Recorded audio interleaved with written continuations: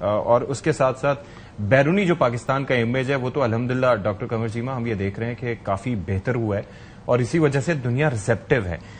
یہ جو مجھے ذرا بتائیے گا کہ یہ جو جنرل اسمبلی کا اجلاس ہوا اور وہاں پر بھی مسلم ممالک بھی مل کے بیٹھے، بڑا ایک خوبصورت منظر تھا، اور پھر پاکستان کے کردار کی بات ہو رہی ہے. پاکستان کیا کردار وہاں پر ادا کر سکتا ہے، یا جو آپ نے ملاقاتیں دیکھی، باڈی لینگویج دیکھی، اس سے آپ کو کیا پیغام ملا؟ بہت شکریہ اشفاق صاحب. دیکھیے، پہلی بات تو یہ ہے کہ جو 2025 ہے یہ پاکستان کی جو گلوبل ریسرجنس کا سال ہے.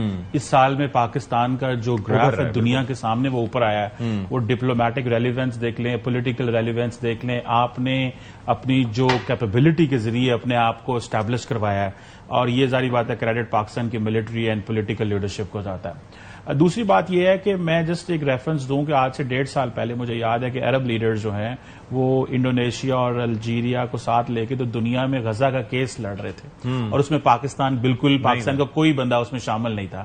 مئی سے پہلے جو حالات تھے تو ہمیں پہلے کیسے ٹریٹ کیا جا رہا تھا، اور کل جب ڈسکشن ہو رہی تو ٹرمپ صاحب بیٹھے ہوئے تھے اور پاکستان بھی اس ڈیلیگیشن کے اندر بیٹھا ہوا تھا.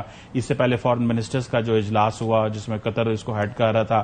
تو میں سمجھتا ہوں کہ پاکستان کو دنیا میں ریسیو کیا گیا، اور میں نے تو جو چیز انڈرسٹینڈ کی ہے اشفاق صاحب وہ یہی ہے کہ دنیا پاور کو جو ہے وہ اپریشیٹ کرتی ہے. ہم نے جب یہاں سے ابھی نندن کو واپس کر دیا تھا اور یہ کہا تھا ہم امن چاہتے ہیں، تو لوگوں نے اس کو اپریشیٹ نہیں کیا تھا.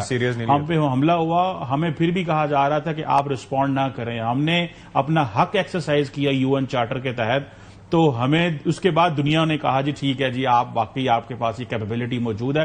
سو ایک تو اس کو دیکھتے ہوئے میں سمجھتا ہوں آج ساری دنیا ہمارے ساتھ انگیج کر رہی ہے، اور یہ وہ پاکستان کا جو ڈیو شیئر ہے، جو گلوبل سٹیٹس ہمیں ہے وہ ملنا چاہیے تھا، لیکن انفارچونیٹلی ہمارے یہاں پہ کچھ ڈسٹربنس ہونے کی وجہ سے وہ نہیں ملا. آج UN جنرل اسمبلی میں پرائم منسٹر بڑے کانفیڈنس کے ساتھ عرب لیڈرز کو بھی ایڈوائز کر رہے ہیں، بڑے کانفیڈنس کے ساتھ گلوبل لیڈر سے مل بھی رہے ہیں.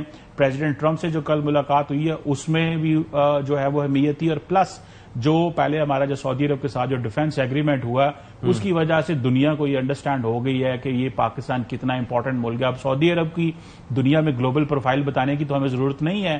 تو اگر سعودی عرب ہم پہ ریلائی کر رہا ہے اور ہم سعودی عرب کی سیکورٹی میں ان کے ضامن ہیں، تو آپ اس سے اندازہ کر سکتے ہیں کہ کیا ویلیو ہے. سو یہ میرا خیال ہے. اینڈ دین ابو آل جتنی بھی سائڈ لائنز پہ میٹنگ ہو رہی ہے، میں سمجھتا ہوں کہ یہ خاص طور پہ یہ جو انوائرمنٹ کے حوالے سے یہ جو کلائمیٹ کے جو ہمارے ایشوز ہیں ان کو ہمیں ہائی لائٹ کرنا چاہیے، کیونکہ یہ کنٹینیوسلی اس کو ہم اشفاق صاحب بولتے ہیں غیر روایتی سیکیورٹی. روایتی سیکیورٹی میں تو ہم بڑے تگڑے ہیں، غیر روایتی سیکیورٹی میں ہماری اکانومی ہے، ہمارے کلائمیٹ کرائسس ہے. اس کو بھی ظاہر بات ہے پرائم منسٹر ہائی لائٹ کریں گے، اور اس کے اوپر ہم مسلسل متاثر ہو رہے ہیں کیونکہ ہماری پاپولیشن متاثر ہو رہی ہے. تو میرا خیال ہے کہ گلوبل ریلیونس کا یہ سال ہے.